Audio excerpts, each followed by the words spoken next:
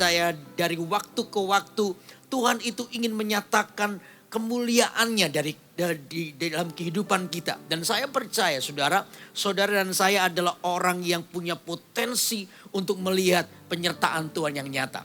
Amin. Nah untuk itu apa yang harus kita lakukan di tahun yang baru ini? Mari kita belajar untuk terus memberi yang terbaik buat Tuhan.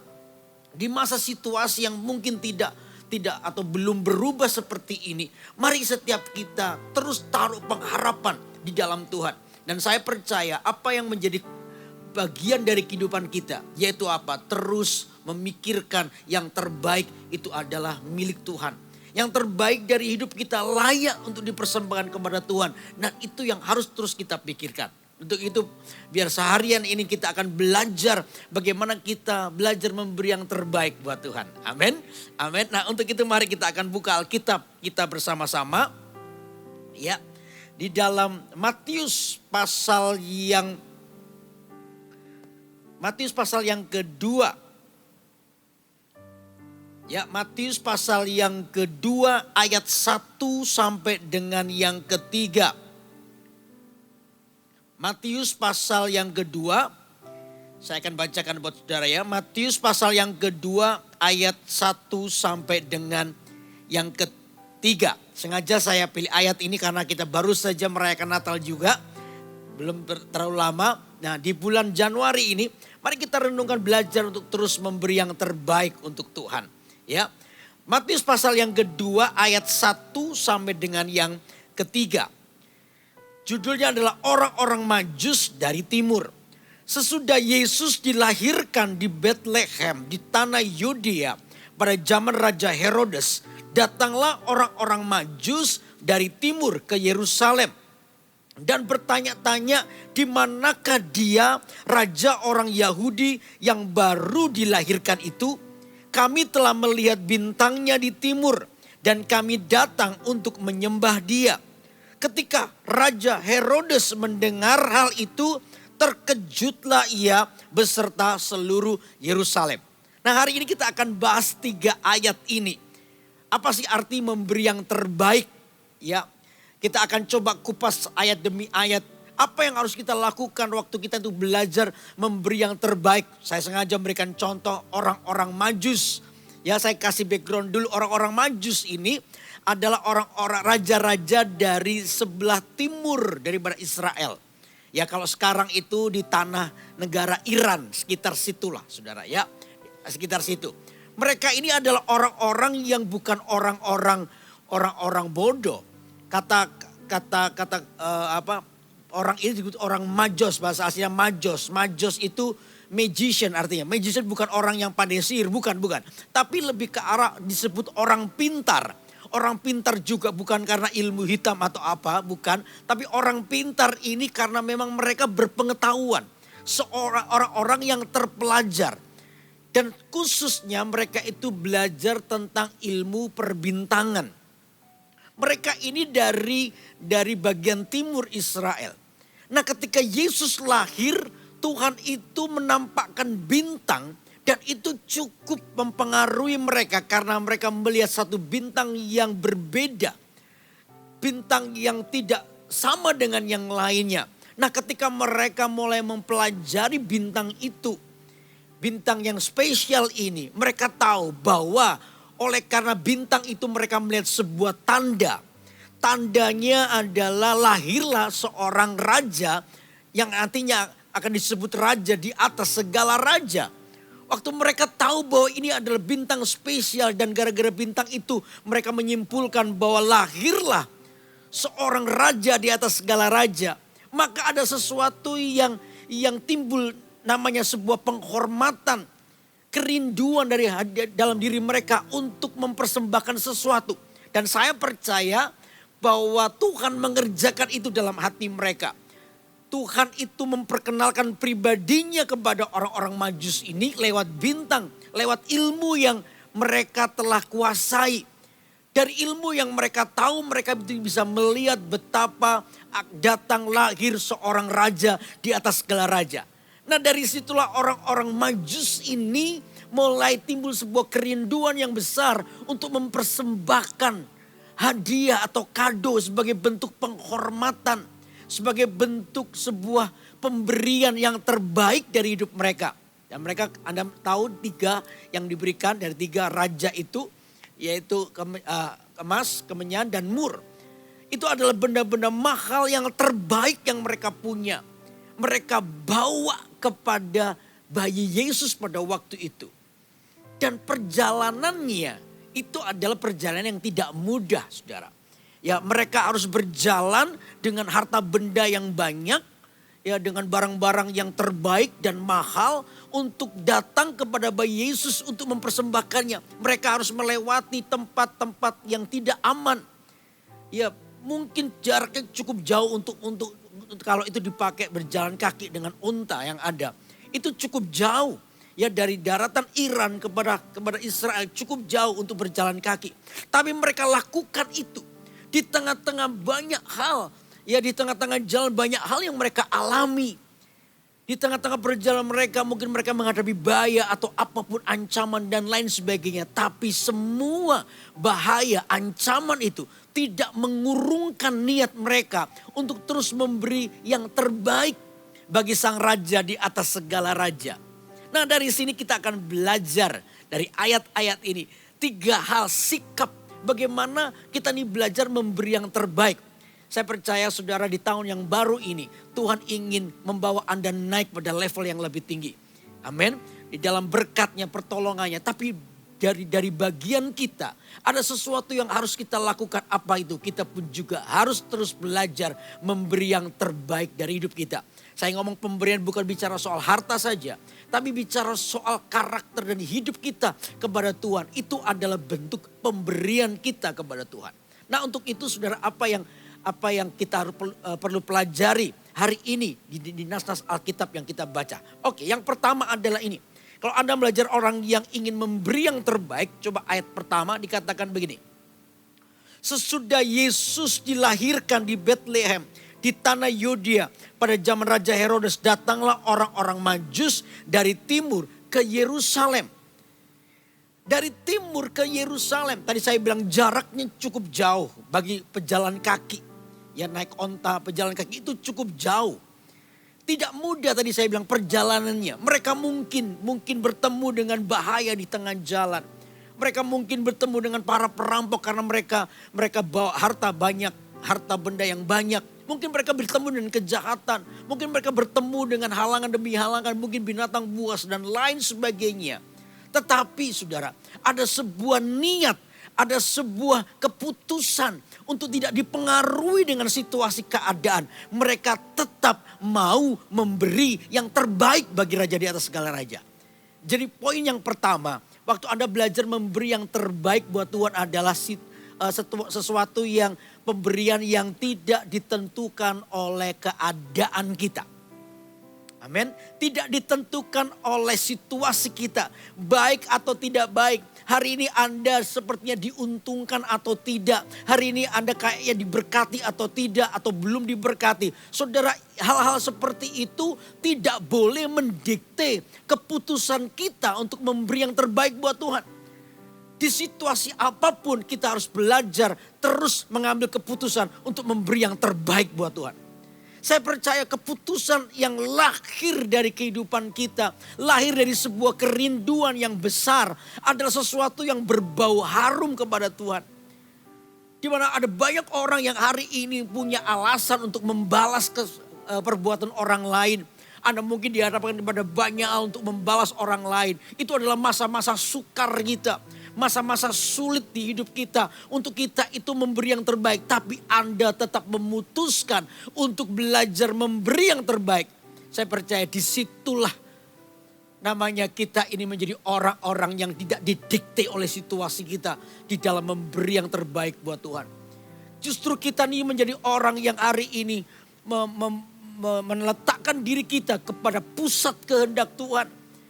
Di mana semua hal yang iblis mau lakukan untuk menahan hidup kita tidak berhasil menahan hidup kita. Karena apa? Kita terus belajar memberi yang terbaik. Amin. Amin. Karena itu memberi yang terbaik tidak bisa ditentukan oleh keadaan. Saudara, keadaan Anda baik atau tidak baik, belajarlah untuk terus memberi. Dan saya percaya disitulah takhta kasih karunia Tuhan akan sangat dipengaruhi.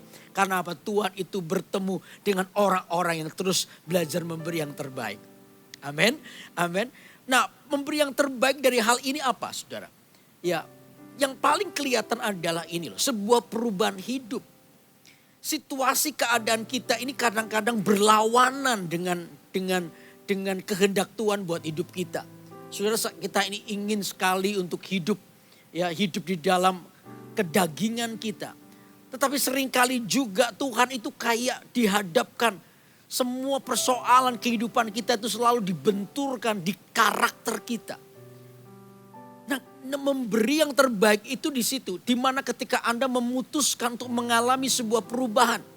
Beda, saudara, antara karunia dengan karakter itu berbeda. Saya seringkali bilang kepada jemaat, ya, namanya karunia itu adalah sesuatu yang Tuhan beri buat hidup kita. Anda bisa melakukan banyak hal. Anda bisa melakukan pelayanan dengan banyak hal. Dengan karunia yang ada banyak orang yang mungkin bisa bernubuat. Puji Tuhan. Ya, mengusir setan, puji Tuhan. Menyembuhkan orang sakit, puji Tuhan. Itu adalah karunia. Karunia yang Tuhan berikan. Dan karunia itu tidak akan pernah menarik perhatian Tuhan.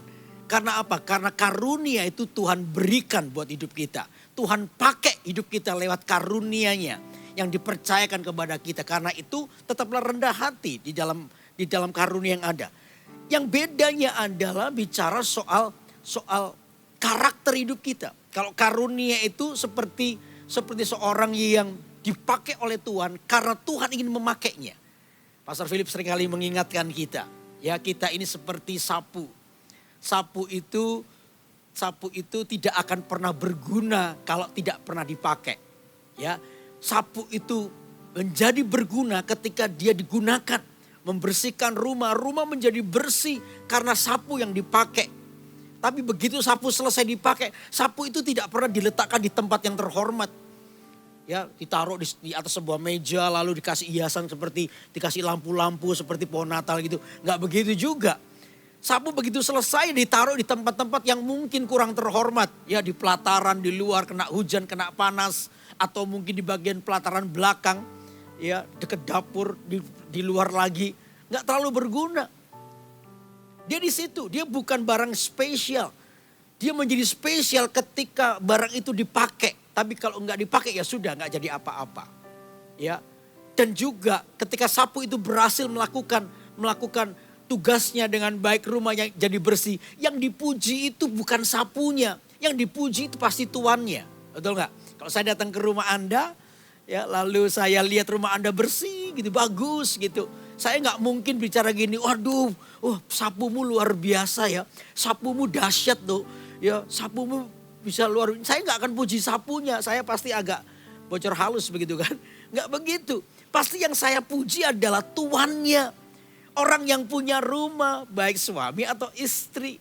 Teman-teman saya, wah kamu rajin ya, bersih rumahmu. Yang layak terima pujian itu adalah tuannya, ya, bukan sapunya. Nah, itu bicara soal karunia.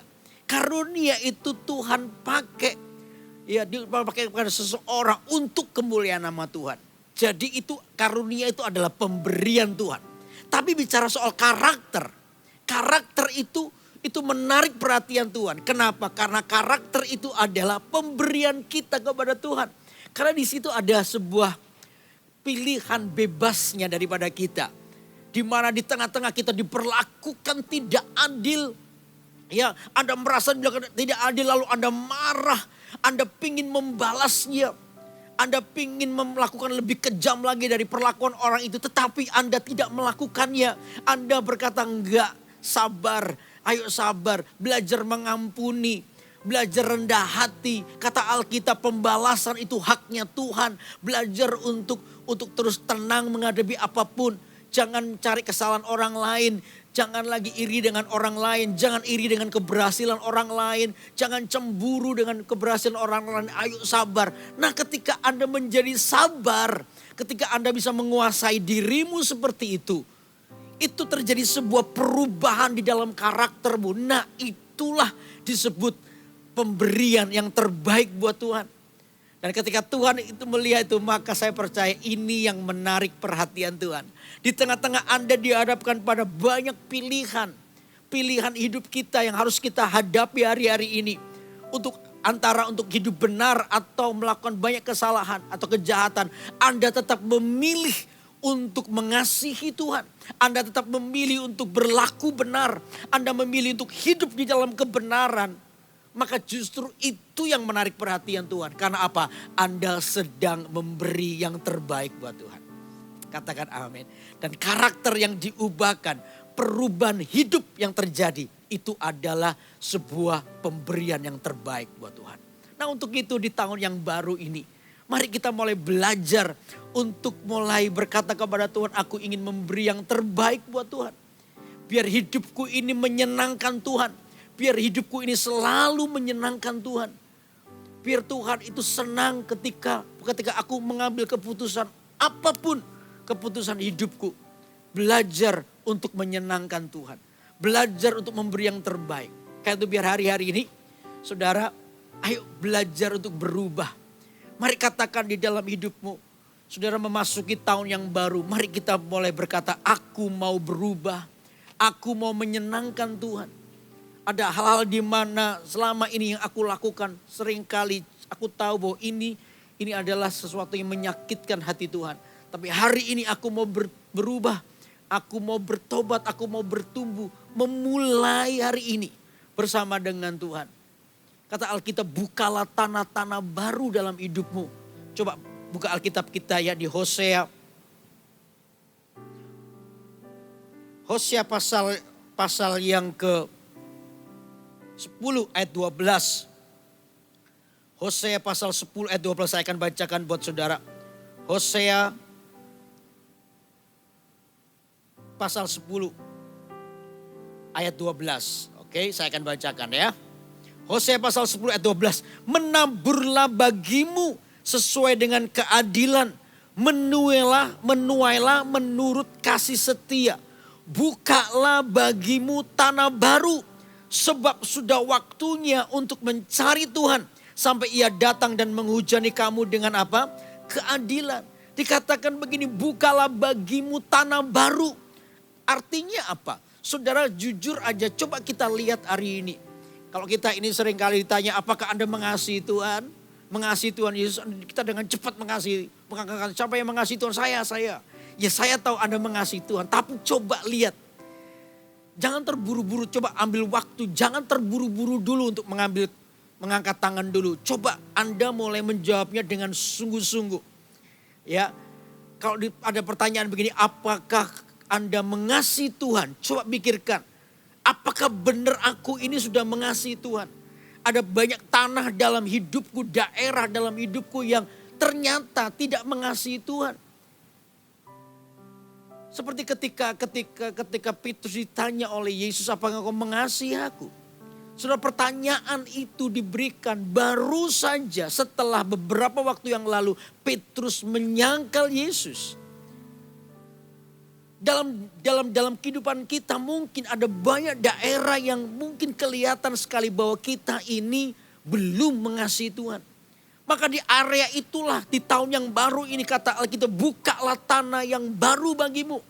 Yang selama ini diikat oleh yang namanya kedagingan, yang diikat oleh dosa, yang diikat oleh keinginan sendiri.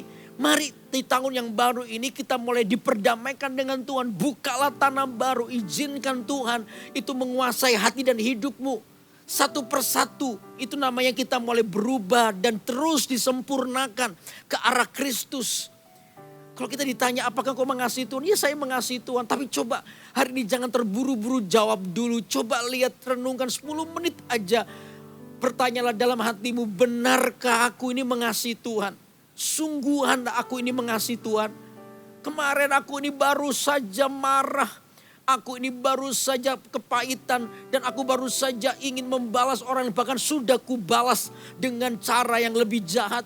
Oh kemarin aku sakit hati, kepahitan, sampai seolah-olah aku ini jadi benci dengan orang itu. Oh kemarin baru saja aku ini melakukan kesalahan dengan cara korupsi. Uang kantor, uang perusahaan. Baru saja aku menipu orang, baru saja aku Karena dengan alasan terjepit maka aku kompromi dengan dosa. Dan mulai menurunkan standar firman Allah. Baru saja itu terjadi. Cuma 10 menit kita renungkan ini. Benar enggak?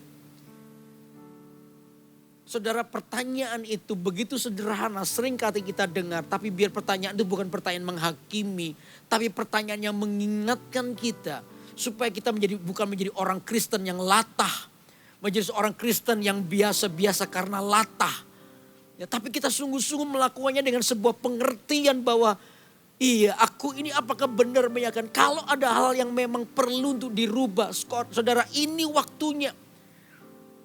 Tuhan tidak pernah menolakmu, Tuhan tidak pernah menghakimimu. Kalau hari ini Anda pun mendengar khotbah seperti ini, Tuhan itu masih mengasihimu. Dia ingin melindungimu untuk mengingatkan kita. Untuk kita ini belajar memberi yang terbaik dengan cara apa? Hidup kita diubahkan. Berani untuk diubahkan, mengambil keputusan untuk berubah. Hidup kita diperdamaikan dengan Tuhan. Karena itu di awal tahun ini saya percaya biar izinkan Tuhan untuk menjamah hati kita. Dan mengubah hidup kita. Kita tidak lagi menoleh ke belakang tapi kita melihat ke depan. Dengan langkah yang pasti kita mulai berjalan bersama dengan Tuhan. Dan berkata kepada Tuhan, aku mau memasuki tahun yang baru ini dengan kehidupan yang baru. Aku tanggalkan semua dosa yang merintangi. Aku mau tanggalkan semua beban dan dosa. Ingat ya, beban dan dosa itu dua hal yang berbeda. Dosa itu ya dosa, hamartia, sesuatu yang melenceng dari rencana Allah. Tapi ada yang namanya beban. Dua-dua harus ditanggalkan. Beban itu gini, beban itu belum tentu sesuatu yang dosa, tapi kalau kita biarkan beban itu menguasai hati kita, hidup kita, mengikat hidup kita, maka beban itu akan membuat kita jatuh dalam dosa. Ya, contoh beban yang tidak perlu itu adalah gini loh, saudara ini sibuk mendengarkan orang lain apa kata orang lain. Anda sampai melupakan apa kata Tuhan. Hidup ini sangat tergantung dengan kata orang lain. Kamu kurang inilah, kurang inilah, kurang inilah, kurang. Terus hidup kita ini kayak dimonitor oleh orang lain. Dan Anda mulai membiarkan dirimu diatur oleh suara-suara itu. Sampai akhirnya yang terjadi adalah hatimu penuh dengan kebimbangan. Lalu tiba-tiba Anda mulai mencurigai Tuhan. Iya Tuhan kok gak adil ya. Kenapa aku gak diciptakan sama seperti orang itu. Yang kelihatan lebih keren daripada saya. Kenapa? Akhirnya kita membandingkan. Itu beban. Beban yang bukan daripada Tuhan. Tapi beban dari hidup kita. Ya, terikat dengan hobi-hobi yang salah. Tidak ada yang salah dengan hobi. Tapi sampai hobi itu membuat Anda tidak bertumbuh. Nah, disitulah kesalahannya. Anda jadi malas beribadah. Padahal ibadah sudah di rumah tetap malas. Apalagi kalau pergi ke gereja tambah malas lagi. Gara-gara apa? Masih di rumah suka main game. Di rumah masih lebih suka sesuatu yang mengikat hidup Anda. Nah, itu beban. Awalnya bukan dosa. Anda main game gak apa-apa. Ya, itu juga hiburan. Tapi sampai main gamenya ini membuat Anda lupa ke gereja. Membuat Anda lupa untuk baca Alkitab. Gara-gara game ini Anda tidak punya waktu dengan keluarga. Nah, disitulah kesalahannya.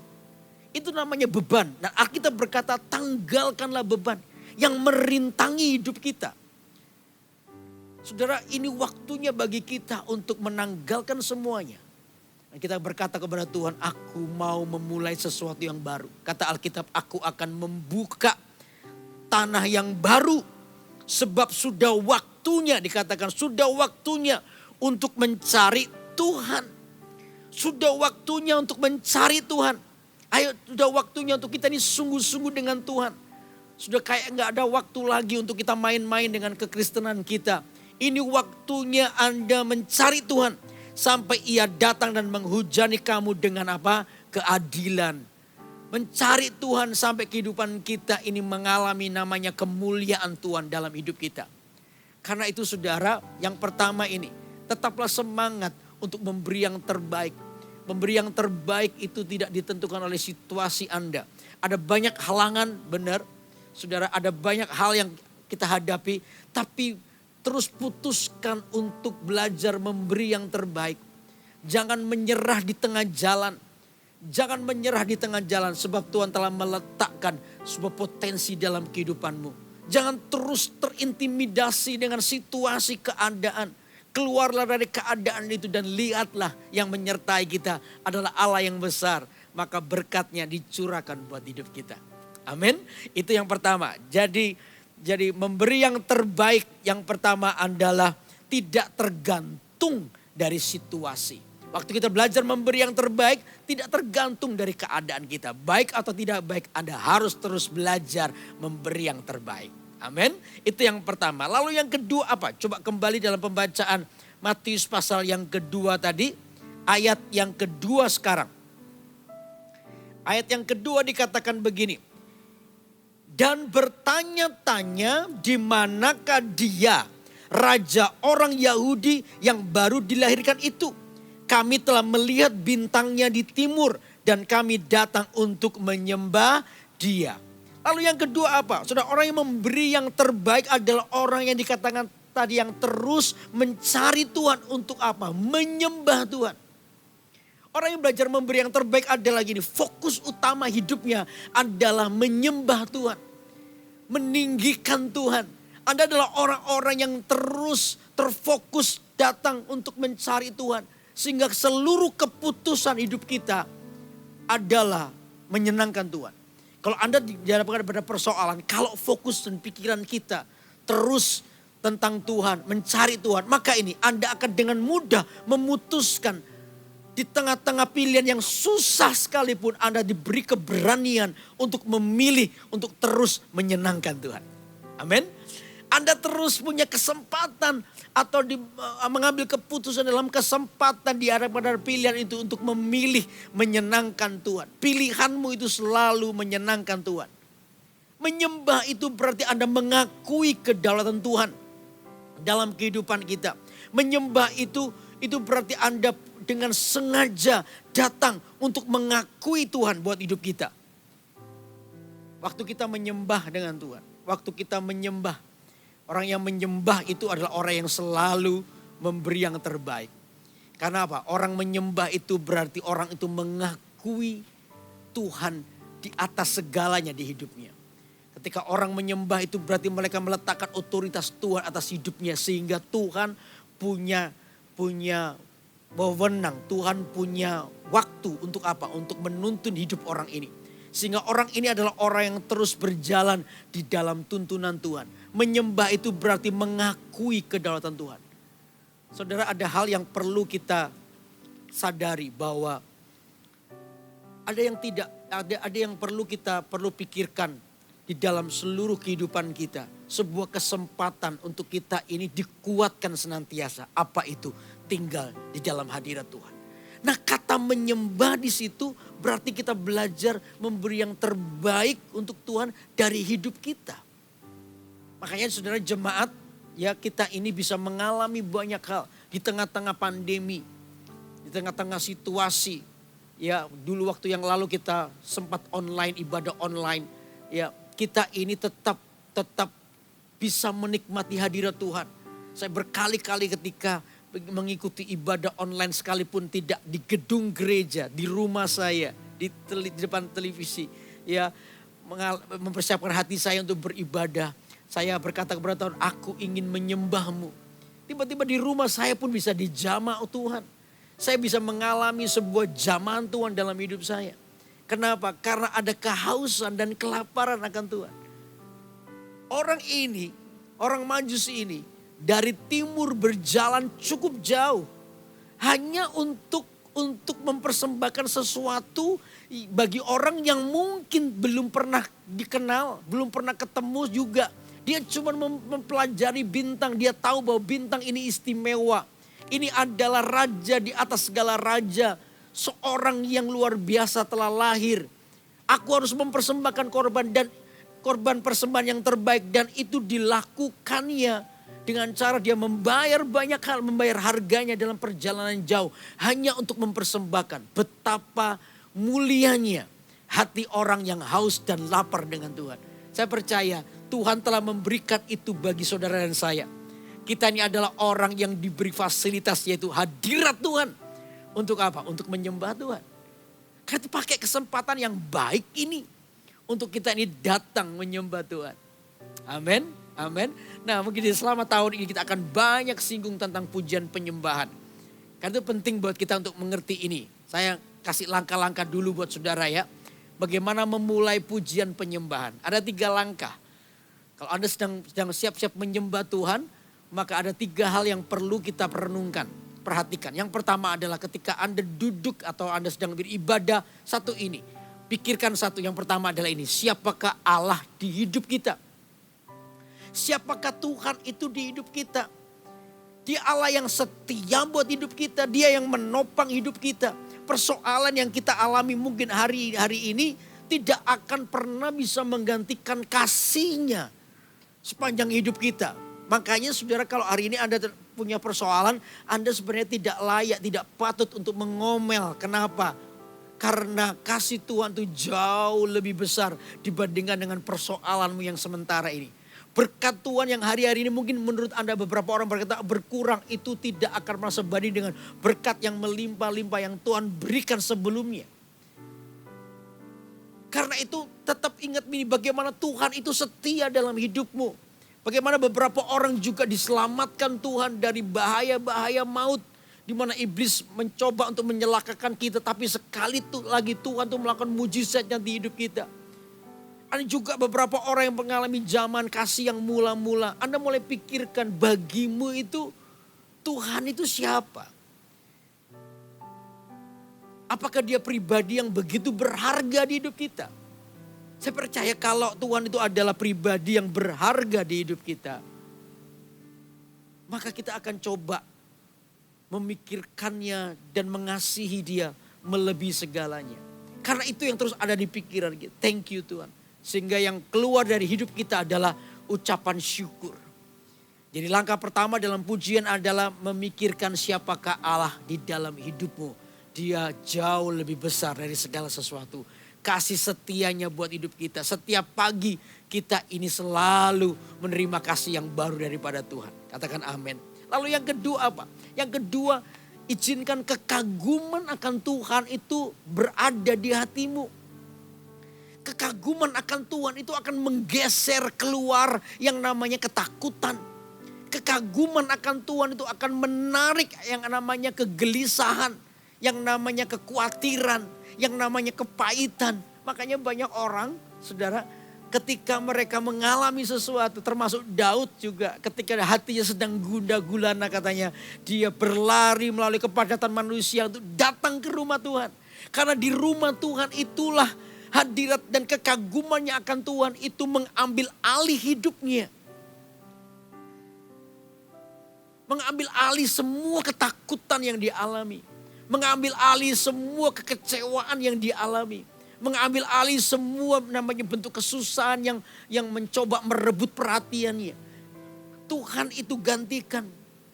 Makanya Alkitab berkata hanya dekat Allah saja aku tenang. Ketika Anda mulai mengagumi Tuhan. Makanya saya sering kali bilang kepada jemaat. Apapun yang kita alami. Saudara, kekagumanmu dengan Tuhan tidak boleh bergeser. Apapun yang kita alami. Kekaguman kita kepada Tuhan tidak boleh berubah. Kita akan menjadi orang yang terus menyembah Tuhan. Dengan sebuah kerinduan, dengan kekaguman melihat Allah kita itu besar. Allah kita itu dahsyat di hidup kita. Allah yang mengambil alih seluruh kehidupan kita. Disitulah hati kita mengalami yang namanya ketenangan. Amin. Amin. Kekaguman tidak boleh berubah di hidup kita. Kekaguman menjadi bagian yang penting. Karena disitulah kita tetap berada di dalam jalur namanya tuntunan Tuhan. Karena apa? Kita tidak akan pernah keluar. Karena hidup kita ini cuma terfokus kepada Tuhan. Dan itu sumber kekuatan hidup kita setiap waktu. Amin. Lalu langkah yang ketiga, belajar ini berekspresi jujur. Itu yang ketiga. Berekspresi jujur. Ya, kita ini boleh berlutut. Ya, bisa proskuneo. Ya, bisa menari-nari, sabah macam-macam, bersorak-sorai. Ya, bisa itu ekspresi jujur dalam kehidupan kita. Dan saya percaya Tuhan itu suka dengan sebuah ekspresi jujur. Makanya ketika Daud pulang ke kota Daud, bawa tabut perjanjian. Ya, tabut perjanjian. Daud tahu bahwa kemenangan bangsanya itu tidak ditentukan oleh banyaknya tentaranya, bukan itu. Daud mengerti bahwa kemenangan bangsanya itu dimulai dari satu ini, ketika hadirat Tuhan ada di bangsanya. Daud mengerti banget itu. Makanya ini juga harus jadi pengertian kita. Kemenangan hidup kita itu karena hadirat Allah ada di hidup kita. Amin. Karena itu kata menyembah itu sangat penting. Dengan sengaja kita datang untuk worship, menyembah Tuhan. Makanya begitu Daud tahu tahun perjanjian pulang ke kotanya. Oh, Daud bersukacita. Dia berekspresi jujur. Dia seorang raja. Ya, seorang raja itu biasanya jaga image, jaim. Jaga image, harus berwibawa. Oh, Daud bahkan gak peduli. Di hadapan Tuhan dia berkata, aku ini sama di hadapan Tuhan. Memang kedudukanku raja, tapi di hadapan Tuhan raja apa siapalah. Kita itu sama di hadapan Tuhan. Makanya dia berekspresi. Dia melompat-lompat. Di hadapan tamu perjanjian dia bersorak-sorai, dia nyanyi, dia melompat-lompat, dia menari-nari. Karena itu adalah satu gambaran sukacitanya. Nah di situ ada Mikal, istrinya. Lihat dari atas, dia malu lihat raja-raja kok katanya mempermalukan dirinya seperti itu. Lompat-lompat kayak begitu, bikin malu. Ya, bikin malu. Apa kata orang? Aduh, kok seperti itu rajanya, kok nggak bisa jaga image sama sekali.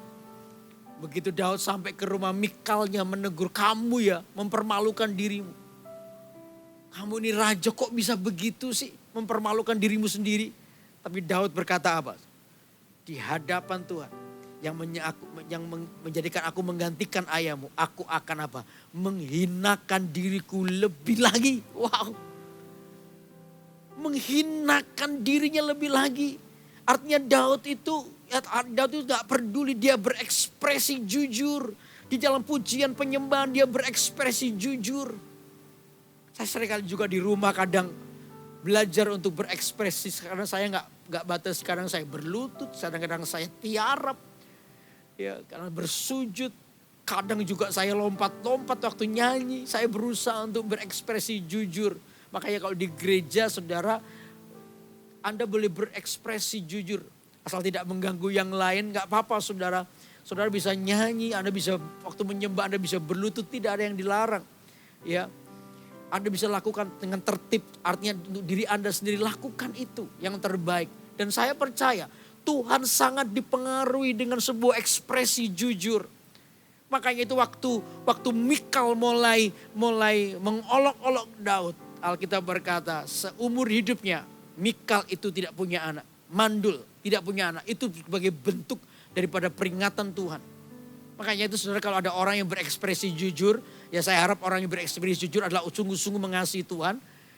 Anda gak perlu sibuk menghakimi orang itu. Ya, daripada Anda sibuk menghakimi orang itu, lebih baik Anda juga belajar menyanyi dengan kesungguhan hati Anda. Itu jauh lebih mulia.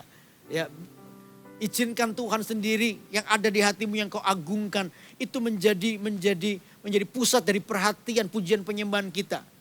Ketika kita melakukan yang terbaik, saya percaya Tuhan pasti memberkati kita. Amin, amin. Jadi itu bagian memberi yang terbaik. Ayo, menyembah Tuhan itu adalah bagian yang terbaik. Tadi sudah langkah-langkah pujian. Sekarang akibatnya apa? Karena waktu kita menyembah Tuhan itu ada akibatnya. Alkitab berkata begini, Tuhan itu bertakhta di atas pujian umatnya. Kalau Tuhan bertakhta di atas pujian umatnya, maka seluruh eksistensi Tuhan itu ada di situ. Kuasanya ada di situ, iman yang baru ada di situ, pengharapan yang baru ada di situ, ketenangan ada di situ, kesegaran kembali kebangkitan iman kita itu ada di situ. Jadi sebenarnya ketika Anda memuji Tuhan itu Anda sedang membangun takhta bagi Tuhan untuk bertakhta di atasnya. Dan ketika Tuhan bertakhta di atasnya, maka seluruh, tadi saya bilang, seluruh eksistensi Tuhan itu ada di situ.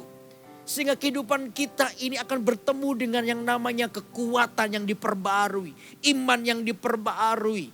Sehingga waktu kita ini melakukannya dengan hati yang sungguh-sungguh, tiba-tiba ada terjadi perubahan iman di hati Anda. Nah, disitulah yang saya sebut dengan kuasa daripada pujian penyembahan. Waktu Anda menyembah dengan sungguh-sungguh. Ada kuasa yang mengalir dari hidup kita. Ada kuasa yang datang dan menghampiri kita. Menghampiri kita dengan kekuatan yang luar biasa sehingga hidup kita itu boleh mengalami sebuah perubahan. Amin. Hidup kita boleh mengalami sebuah perubahan oleh karena kuasa mengalir dalam hidup kita. Ada cerita soal Paulus dan Silas ketika mereka nyanyi. Ya mereka terbelenggu karena Injil. Berita Injil mereka, kata Alkitab mereka itu berkali-kali didera. Ya kata didera itu beda dengan dipukul biasa. Didera itu berarti begini, dipukul sampai ada bekas, itu didera.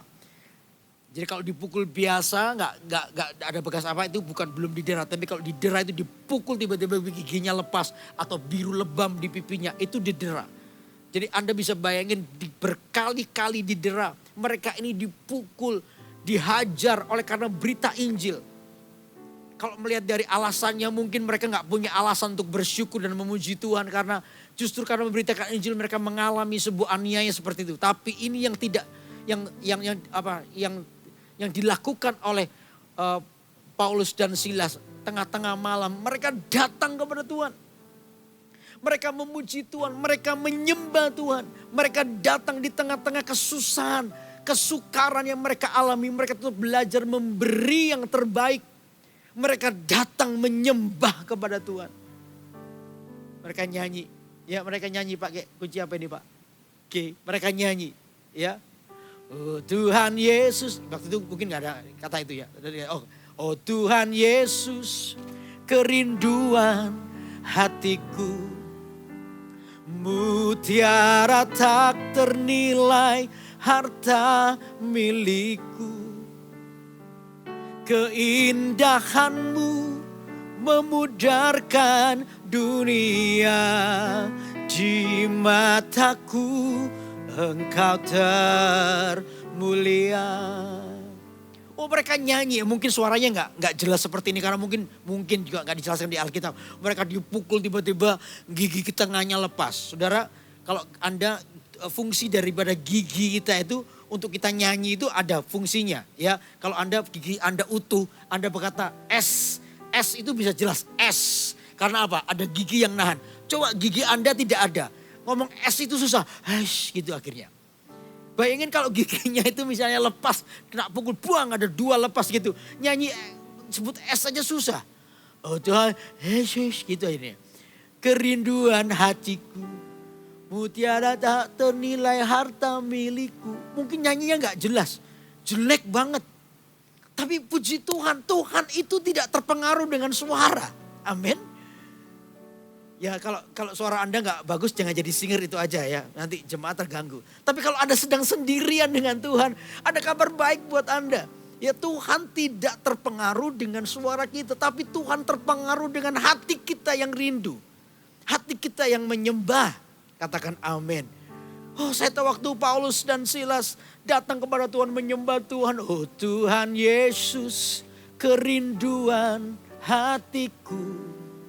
Mutiara tak ternilai harta milikku. Keindahanmu memudarkan dunia. Di mataku engkau termulia. Wah waktu sementara Paulus Silas nyanyi seperti itu. Ya, saudara jangan dicari di Alkitab ya. Ini bayangan saya. Karena Tuhan itu tertarik dengan pujian penyembahan. Tuhan itu sangat tertarik. Waktu dia nyanyi dengan hati yang hancur. Mungkin dengan air matanya. Dengan kerinduannya yang besar kepada Tuhan. Tuhan itu sangat terpengaruh dengan hati yang hancur. Karena merindukan Tuhan. Dan Tuhan sangat dipengaruhi pujian penyembahan. Mungkin waktu lihat Paulus dan Silas nyanyi Tuhan, wow. Sekalipun S-nya gak jelas karena giginya gak ada. Ya, jangan dicari di Alkitab gak ada. Ya. Oh Tuhan tuh melihat betapa hati mereka di tengah-tengah kesukaran, di tengah-tengah kesulitan itu. Paulus dan Silas tetap nyanyi buat Tuhan. Tuhan tuh tiba-tiba, ini bayangan saya, Tuhan tuh menikmati pujian penyembahan. Jangan dicari di Alkitab gak ada ya, ini bayangan saya. Tuhan tuh menikmatinya, tiba-tiba kakinya goyang-goyang gini. Ya terhentak-hentak begini karena Tuhan menikmati pujian Paulus dan Silas. Wow, luar biasa hati mereka mencintai aku, kata Tuhan. Wow, Tuhan itu kakinya gini menikmati menepuk. Makanya sudah jangan heran, kata Alkitab, bumi itu adalah tumpuan kakinya Tuhan. Kalau Tuhan sudah begini, apa yang terjadi coba? Gempa bumi terjadi. Jangan dicari di Alkitab sekali lagi ya. Ini gak ada, ini bayangan saya. Dan betul waktu Paulus dan Silas nyanyi, tiba-tiba terjadi gempa bumi. Belenggu-belenggu dilepaskan. Belenggu mereka dilepaskan. Wah, tiba-tiba jadi gempa yang luar biasa. Ada mujizat terjadi. Tuhan menyatakan kemuliaannya. Bukan hanya mereka dilepaskan, kepala penjara pun akhirnya bertobat, seisi keluarganya memberi diri dibaptis. Artinya terjadi hal supranatural kita alami. Artinya begini, ada kuasa yang mengalir. Amin. Waktu Anda suka untuk menyembah Tuhan, saya percaya hidupmu akan dipenuhi dengan mujizat demi mujizat. Ada sesuatu yang supranatural akan terjadi buat hidupmu. Karena itu saudara, suka untuk memuji Tuhan. Suka untuk menyembah Tuhan. Datang mencari Tuhan. Ada sebuah kesempatan untuk kita terus mencari Tuhan. Maka saya percaya, saudara, Tuhan bertakhta di atas pujian Anda dengan hati yang haus dan lapar. Disitulah Anda akan melihat lawatan Allah yang besar atas hidupmu. Amin. Amin. Oke, terus yang ketiga apa? Orang memberi yang terbaik tadi adalah orang yang selalu datang menyembah kepada Tuhan. Suka menyembah kepada Tuhan. Menyembah Tuhan adalah belajar memberi yang terbaik untuk Tuhan. Kembali ke Matius pasal yang kedua. Pasal yang kedua ayat ketiga sekarang. Ketika Raja Herodes mendengar hal itu, terkejutlah ia beserta seluruh Yerusalem. Ketika Herodes mendengar orang Majus berkata, oh ada raja, di atas segala raja lahir di Bethlehem. Ya, wow, ini saudara, orang Herodes ini sangat terkejut kata Alkitab. Kenapa? Karena begini, Herodes ini adalah seorang yang egomania. Herodes itu bukan nama, tapi Herodes itu adalah jabatan. Nah, zaman Yesus, Herodesnya ini sangat-sangat egosentris, adalah orang yang egomania. Makanya rasa amannya terganggu, dia takut kekuasaannya diambil. Dia takut kekuasaannya diambil alih oleh Tuhan Yesus. Ya, dia ketakutan. Apalagi disebut ini raja di atas segala raja lahir. Makanya itu rasa amannya terganggu. Maka dia berniat jahat untuk apa? Membunuh bayi Yesus. Dengan mencoba untuk melobi orang Majus. Kalau kamu sudah ketemu nanti kembali sini ya, beritahu kami ya. Saya juga mau mempersembahkan sesuatu. Ternyata orang Majus itu sudah diberitahu oleh malaikat Tuhan. Jangan lewat di jalan yang sama. Mereka pulang dari jalan yang lain. Akhirnya Herodes memutuskan untuk memerintahkan membunuh semua bayi di bawah usia 2 tahun. Dia menjadi kalap karena ketakutan, karena rasa aman yang terganggu. Saudara, yang ketiga ini, kalau Anda belajar memberi yang terbaik, artinya begini. Herodes dalam hidup kita harus turun takhta. Apa sih Herodes? Herodes itu sesuatu yang berkuasa atas diri kita melebihi Tuhan. Itu Herodes. Sesuatu yang melebihi Tuhan di hidup kita. Itu Herodesnya kita. Seolah-olah Tuhan itu menjadi second line. Sesuatu yang gak terlalu penting karena dikalahkan oleh ini. Nah, ini itu disebut Herodes. Makanya saudara, di tahun yang baru ini saya mau berkata kepada Anda. Lewat Natal juga saya berkata kepada Anda. Yesus itu harus semakin naik takhta di hati kita. Herodesnya harus turun takhta. Amin. Buatlah Herodesmu terkejut dan dia siap-siap turun takhta. Karena apa? Yesus harus naik takhta. Yesus harus berkuasa di dalam hidup kita. Itu namanya memberi yang terbaik. Anda mau hidupmu diubahkan oleh Tuhan. Hari ini biar kita berkata bahwa Yesus menjadi Tuhan atas kehidupanku. Tidak ada yang lain. Dia yang jauh lebih berharga. Dia yang jauh lebih terhormat dari semua di hidupku. Dia harus menjadi pusat kehidupanku. Dan kehidupanku harus terus menyenangkan Tuhan. Disitulah Anda belajar untuk memberi yang terbaik. Amin. Herodesnya harus turun takhta. Dan Yesusnya harus naik takhta. Yesus harus berkuasa di kehidupanmu. Saya percaya, saudara, kehidupan kita akan terus dituntun kepada apa yang benar. Hidup kita akan dituntun kepada apa yang baik, apa yang mulia, apa yang berkenan kepada Tuhan. Karena Yesus menjadi pusat dari kehidupan kita. Dan kehidupan kita akan dijauhkan dari namanya intimidasi. Kehidupan kita akan menjadi kehidupan yang penuh dengan damai sejahtera.